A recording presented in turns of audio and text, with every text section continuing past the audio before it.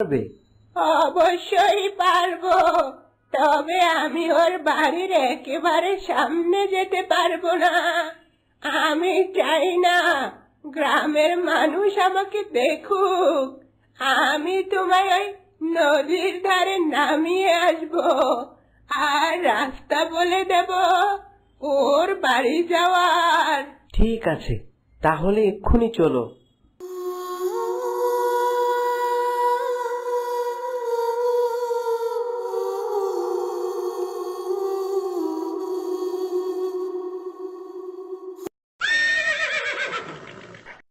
পঙ্খিরাজ, তুমি তাহলে এখানেই থাকো, আমি ওর বাড়িতে যাই।